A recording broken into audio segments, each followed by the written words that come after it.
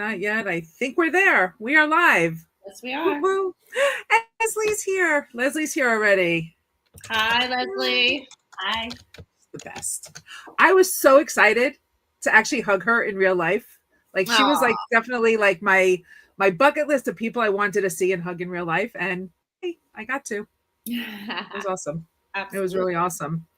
So I thought we would just continue to talk about, building community, showing up on LinkedIn authentically, and what happens when you really take the time and you build community. Like what happened, right? In your personal life and in your career.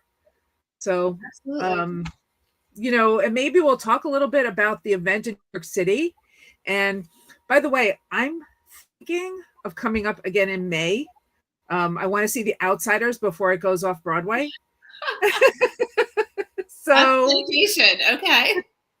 We'll all go see The Outsiders. Then maybe we'll have another LinkedIn local meetup. I mean, that was fabulous. I want to hear your take on the event and then your takeaways.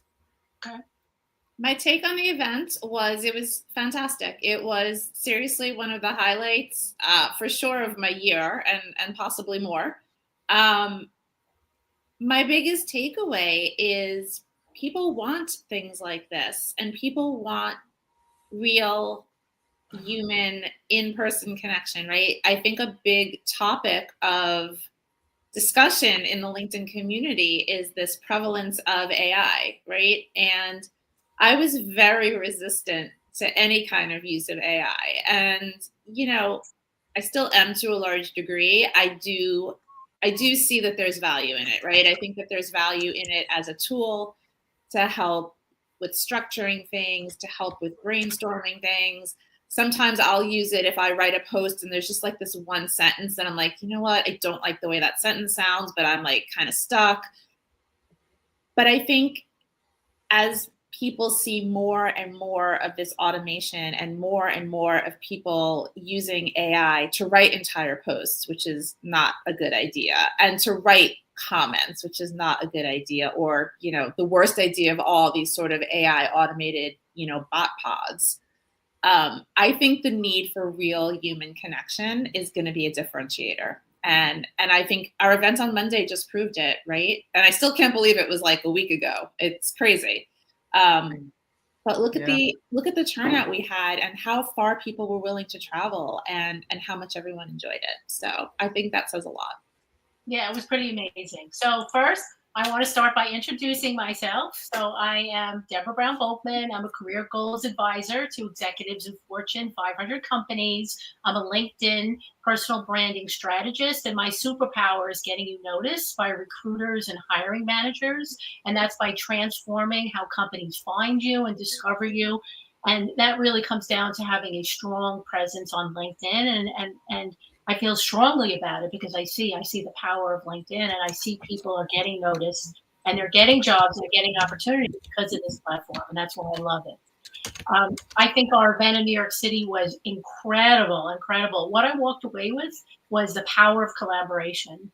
We didn't do any mailings. The three of us, we didn't put it on our mailing list. At least I didn't. I used LinkedIn, right? I used invitations. We used cross posts. And we got people excited about the event, and we were able to cap it off. So one voice is so important. One voice can change the world. But imagine when you get a group of voices together. I think it's even more powerful. I love it. I'm just saying hello to some people. I was typing in the chat. Kevin. We have Leslie here. We have Kevin here. We have Carlos here. We have Raul here. All people we got to see in real life. And I kind of been more thrilled. It really does speak to the power of collaboration, and it speaks to the power of LinkedIn as a relationship building platform, right? It's a social platform. It is a professional platform, but when you use it properly, it's so much more than that, right? And I think that's the part that a lot of people miss, right? And I know that I did for a really long time because I didn't know what LinkedIn was about. And when I was on Clubhouse and people were talking about LinkedIn, I was like, yeah, that's nice, but it's a job search thing, right? And because I hadn't been on it for years. And when Clubhouse started changing, and we're going to talk about Clubhouse in a moment, when Clubhouse started changing and there wasn't that, like, I'm all about talking business, right? If you know me, like, and funny, I'd say that's part of my brand, right? Because it's what I love. I love talking about business. I love business, right? And when that conversation changed on Clubhouse and the people weren't there, and then when everything changed, I'm like, you know what? Let me try this thing called LinkedIn. Right? And little did I know that I would find home. Yeah. I mean, I had a similar but different journey, right? I joined LinkedIn in 2008. I went back and looked. I was like, when did I join? And I did nothing for 12 years. I did not make a post. I did not make a comment. If people sent me a connection request, I would get the email notification and I would accept it. That's all I did. And my life changed in so many ways in 2020, for anyone who knows my story. And LinkedIn became exactly what you said. It became a home for me. It became my virtual water cooler, right? I had lost my job. I was here in New York City during the pandemic. I needed a place to go. And LinkedIn really stepped in and filled that void. And, I think at the beginning, before we started, it was like, how has, LinkedIn, building community on LinkedIn impacted you? And I mean, I could take 15 minutes to say all the ways it's impacted me, right? I started an entire new career. I have been invited to speak on panels in different states as well as locally. I've been on numerous podcasts. I have been a collaboration partner with numerous people. I have started a community. So many things, and every single one of those is because I not only showed up on LinkedIn, but I showed up in the right way, right? Because there's a good way to show up on LinkedIn and a bad way. And if you show up on LinkedIn with good intentions and the desire to help other people, you will be absolutely amazed what happens for you in return. Yes, I started LinkedIn in 2004, right? So 20 years. They sent me a little thing. LinkedIn is better because of you. It was my 20th anniversary, and I didn't really do much with it except for COVID. COVID came, and I was doing work for different people, and that work went away. And I said, I need to take the power in my hands. I need to build my own business, and that's what I did. And I've been posting and engaging. But I think the top thing that LinkedIn gave me was my voice. Was being able to spread my word through video and having the strength and the courage to do that. I'm 59 years old. My generation didn't grow up with video. We grew up with the words. We didn't grow up with having that type of attention on ourselves. And it completely changed my life. And I'm so much more comfortable in myself. I'm more comfortable in my body. And the ability to use the power of LinkedIn, and especially video that's coming up. I had a video that had 2 million views, which completely blew me. But it's the power of this platform, and you can use it any way that you want. You just need to show up and be consistent, and the world is yours. Absolutely. Yeah, it's well, before I want to say hello to some more people, because we've had David join us, and we have had Barry join us, and Casey and Xenia. Amazing. It's like it's community, right? And we talk about building community, but I feel like I know the people who are here, right? And some of them I have met in real life, and I intend to meet everybody eventually, right? But it's a lofty goal, Wendy. I don't mean everybody. Everybody I'm associated with. 1 billion users on the platform. You're going to meet them all. Right. You would do it. The guy who interviewed you was 10,000. I'm going for 10 million. Oh yeah, you're going to beat Rob's record. Yeah, 10,000 friends. Yep. Yeah. No, God bless him though, and how he remembers those things. Like he must have like some sort of like eidetic memory, right? He clearly does have a wonderful ability to remember. And I mean, truly, I think it just goes back to listening intentionally, right? Like how many times are we having a conversation, even one-on-one, but especially in a group, but even one-on-one, and you're so busy thinking about, what am I going to say next? Do I agree with them? Do I disagree with them? What point do I want to make, that you're not really listening? And I think it's amazing if you listen intentionally with no agenda other than just to learn from someone. I think you will remember, and he's incredible. I mean, for those of you who don't know what we're talking about, I met someone named Rob Lawless, and he has an Instagram account called Rob's 10,000 Friends. And his goal is to have 10,000 one-to-one, 1-hour meetings with people globally. He's done it all over the country and also now, internationally. And I think I was number 6690, I think, if I remember correctly. And I was just blown away by the experience. So listening intentionally is amazing.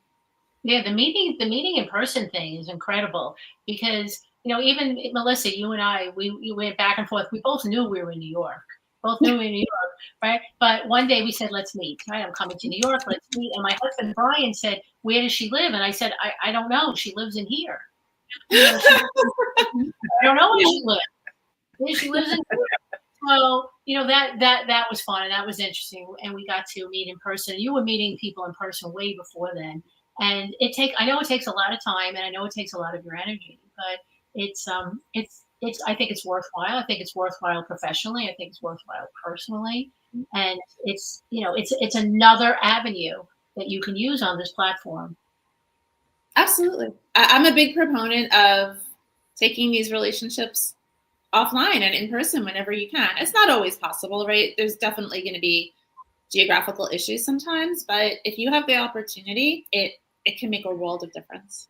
I was thinking that we are lucky in a way because of our geographic location. You're in New York, you're right outside New York. I fly up to New York, but I'm also in Florida. There's a lot of people in the Florida area as well that are on LinkedIn. And there's a lot of, native New Yorkers that live here in Florida. Yeah. What a shock. So it geographically, there's a lot of opportunity for us, and people visit New York and people visit, the South Florida area. So we are lucky in that we do have the opportunity to meet people. Now we take advantage of the opportunity. Yeah. That's also the difference. Like, you have to put yourself out there and show up and take advantage of meeting people, because if you're not, then what are you doing? Right? Exactly. And I think people would be surprised, even if you live in a less, travel destination location, for lack of a better term. I guarantee you there will be people that you can meet. You just have to make those efforts. You have to look for people who are geographically close to you and see what kind of events are they attending? What kind of events can you attend? Is there something that would allow you to meet a small or medium-sized group of people? It's truly, it takes everything to another level, and I couldn't recommend it more strongly. I'm laughing. Barry said that Florida is the sixth borough. And that's true. The New Yorkers. And by the way, Boca Raton is the sixth town. That's right. That's right. Right. Yes, because a lot of the people are from Long Island. And so they, that's why everybody seems to know each other. It's a really small world. And, everybody, that's 6 degrees of separation. And I know Kevin also talks about some of the reasons that LinkedIn doesn't let you have more than 30,000 connections. It's because then you would be able to connect with everybody, and they want to sell you some of the people, right? So, interesting. How great was it that Kevin flew in to be on the panel? Let's talk about that for a moment. Yeah, thank you. Right? Round of applause, Kevin. Round of applause. We had 4 people fly in from Texas, right? One for our panel, Donnie to moderate, Peyton to do the video, and Kevin's wife to join us. Yes. It was amazing. And we had somebody flying from Canada, and Tony, right? Anthony. Absolutely. And I can't believe that he came in from Canada for that. Like, so I actually traveled furthest. No, just kidding. We had this conversation. Mileage calculation. It was actually closer. No, but seriously, Canada is international. It is internationally. That's right. Yes. He went international.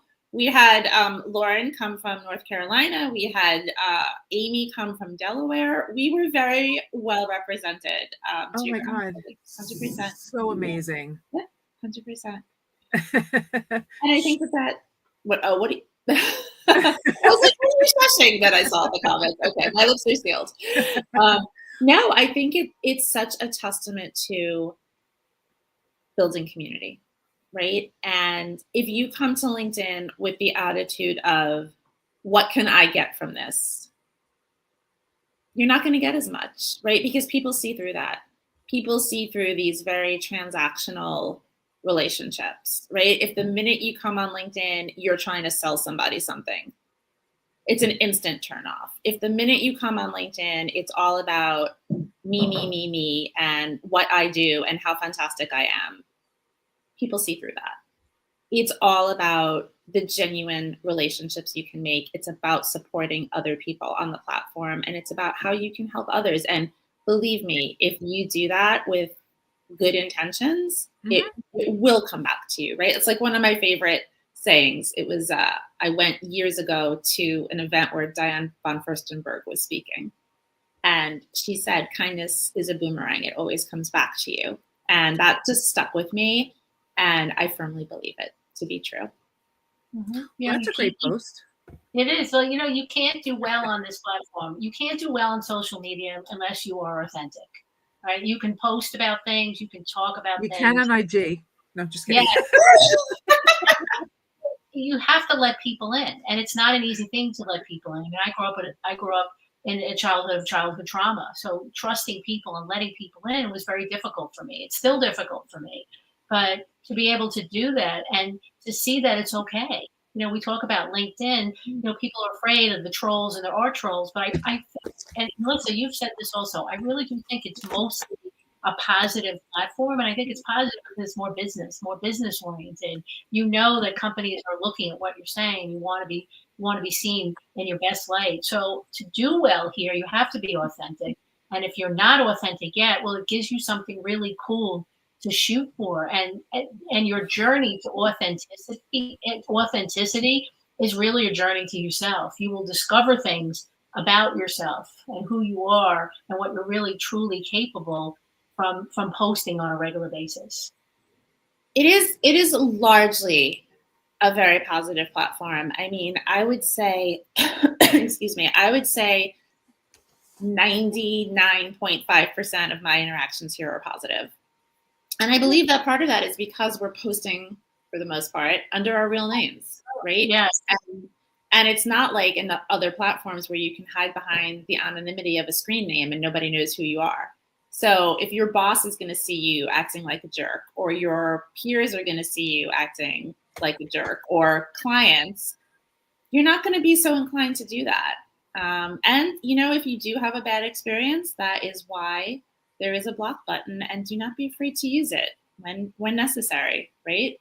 I always give the benefit of the doubt. I always give the benefit of, perhaps not understanding intention. But if I see bad behavior more than once from the same person, I have no need to interact with them, because I want positivity on this platform. I want positivity in my brand, in my business, and in my interactions here. And seriously, I have almost never had an issue. I made a joke about this. I don't know if you remember this at our event, but you are positivity. You that is really who you are. I joked around and said it's because you don't drive in the city. It doesn't hurt. I'm sitting there in the car. I try and be a really nice person, but I'm sitting in the car and I'm like, what is this person doing? And I don't use the word person. But I'm not going to say what I say here. Yeah. So, but no, you are, right? And listen, you're showing up every single day. So we see you every single day. You can be phony or fake for a little while, right? But you can't be that forever, right? Your real person is going to show through. So be authentic when you're here. And you're right, you're using your real name. So you have to show up with positivity, a servant first, servant leadership, We were talking the other day on one of the posts about different books, and somebody asked me what book I always recommend. I love The Go-Giver by Bob Berg and Robert Mann, right? Yeah. And the funny part is it's kind of how I feel, or I'd like to think I've always led my businesses, right? And my life. And so, and the book I'm reading now, in case anybody wants to know, I started and then I went back. But this is also how I feel like I've run my businesses. Unreasonable Hospitality. Oh my God, such an amazing book. Right? Such an amazing book. And if I actually did a post about this, I don't know. Oh, no, I do know because it was for my anniversary. So it was in June. We had an amazing experience at Union Square Cafe. Like an absolutely outstanding experience. It was our anniversary, and we are not regulars there. Do I go occasionally? Yes, but not on any kind of regular basis. And the way we were treated and the recognition of our wedding anniversary, it was like, we were their best customer ever. And I promise you, we're not even close. So I love that book. And it shows, to further your point, in the authenticity of how they operate. If you go to Union Square Cafe, you will be made to feel that you are welcome there and that you are a regular there and that you're the most important customer. That's wonderful. Wendy, do we have any questions? I hear you typing away. No questions. I'm just responding to people. We have Margaret here, Christina here, Victoria came in, and John came in. Going back. Somebody who I should not be named is here. Oh, a LinkedIn user. A LinkedIn user. Sometimes when you to drive in New York City, it does not mean a negative experience. And Leslie says, does that make you negative? No, it does not make you negative. You are a wonderful, lovely person.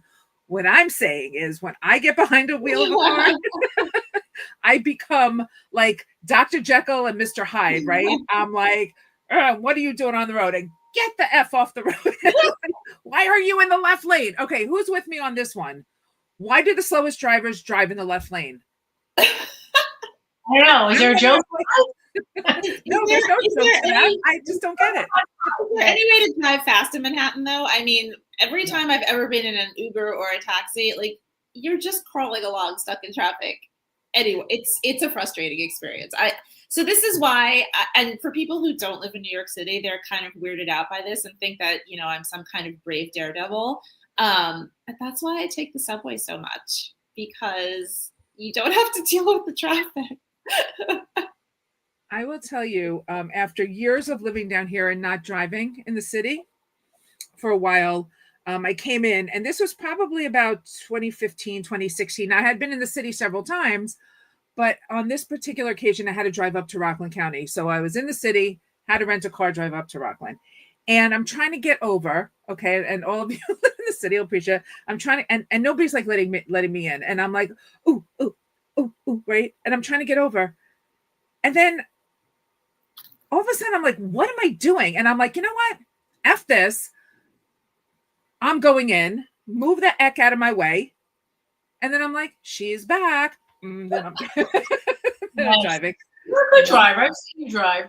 All right. So I want to throw something in because I know we only have five or 6 minutes. Yes, yes, we do. I know we got off topic, but we're having fun. We also do have one good question, so I want to make sure we get to that too. Oh, yes.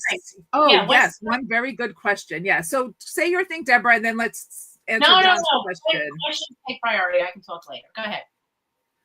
Okay. So Melissa, John said, what do you all recommend doing for the coming year? And we're going to hand you the mic first. Okay. What's our top tip for 2025? Beautiful. You're reading my mind.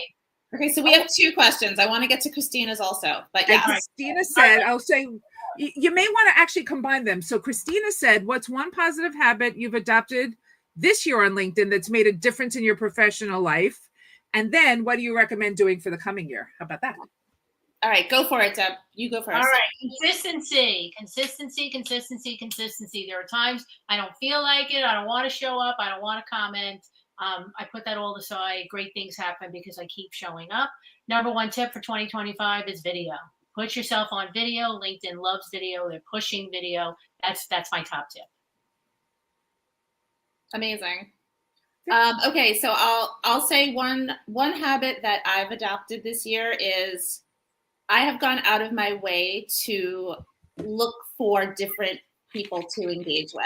So I think a lot of us have been feeling lately that we're in this kind of LinkedIn bubble, right? And I felt like I was seeing the same 20, 25 people in my feed all the time. And sometimes they were always my connections, but sometimes even people that I was connected with who I went out of my way to engage with were not showing up organically in my feed. And I was getting very frustrated, right? Because my business is LinkedIn and my business is meeting new people and, just building that community and building that ecosystem. And so what I did is I started to filter my feed by latest post as opposed to top post. Because when you do it by top post, you're allowing LinkedIn to decide what they think you want to see. And I think we all know they're not always 100% accurate in what they think we want to see. And I was of the impression that you could only really do this easily on desktop, right? Because on desktop, there's that little arrow that you can just flip between the two. But I was speaking with John Asparian, who is a wonderful wealth of knowledge on LinkedIn in the UK. And he reminded me it's a little bit more arduous. On mobile, you can do it by going into your settings. And then once you do that, they're set that way. So you have to go back into your settings and flip them back. So it's not as easy as just toggling between the two arrows. But that's been super fun for me. And I have suddenly seen a whole bunch of new people, first and second level connections. And that's been amazing for me. And so I'm going to say that's my tip for the new year too. So two for one with that answer. I like that. Yeah. I love that. And you know what? You should do a video on it and show people how to get into your settings. And you just made Deborah very happy. Video. Yeah. Good idea. Good idea. Video, unfortunately, the right answer going into 2025 is video. It is. I need to show up more on video. I always say I'm going to. I don't, but listen. I was very busy this morning. This is my hair drying naturally. I didn't do my hair, right? And I'm here and I'm authentically and I'm speaking. So if I can come into a live, right, not made up, I could take out my phone and just record a video. When I have an idea and they come when I'm walking, just take out the phone and record something, right? It doesn't have to be perfect. It doesn't have to be pretty. It just needs to be authentic. And what I will say is one of the things that I like to do, my biggest piece of advice, which can be video or not video, is put information out there that helps people. Don't keep it to yourself. Don't gate it. Don't, it's great to collect emails and that's part of your business. And, you want to give a how-to on something as a lead magnet for an email. That's great. But give the information. People are going to want to work with you because they want to work with you, right? Not because you're hiding some secret information. It's because they know that you're the person who can help them. So give the information, give tips, give advice, help people, and then your business will grow because people will know that you're the right person that can help them. So that's my advice, and that's what I like to do. But this year, I'm going to do it on video. Thanks, Deb. Yeah, no, I was going to say we're like at 29. You finished that beautifully from a timing perspective. Whoa, look at that. And we start on time, we end on time. We usually do extend it a little bit more, but with this holiday season and this being December, it's just a little, we have to end on time. But I'm so thrilled for everybody who came here. And if you are watching the replay, let us know you're watching the replay. And if you have any questions, email us. We'll answer it on the next live. Or if you want a message right away, we're happy to just, we give the information. So definitely reach out to any one of us. If you have questions on, the best way to show up on LinkedIn for a job search, reach out to Deborah. The best way to personal brand yourself for just be your brand, Melissa. And if you want to grow your business, reach out to me. So there we go. And thank you guys all for the amazing comments. I promise I will go in after we finish and answer all these amazing comments because I see some fantastic ones. So thank you. Sarah. Sarah's going to make me do video. Sarah. We're all going to make you do video, Wendy. Yes, absolutely. I'm on video. See, look at this. We're here today on video. So there you go. Yes. All right, All right. ladies. Happy holidays, everyone. Happy Happy holidays. holidays. And we'll see you next year. Yeah. Don't you love saying that? Bye, everyone. Bye. I got to end this. Bye.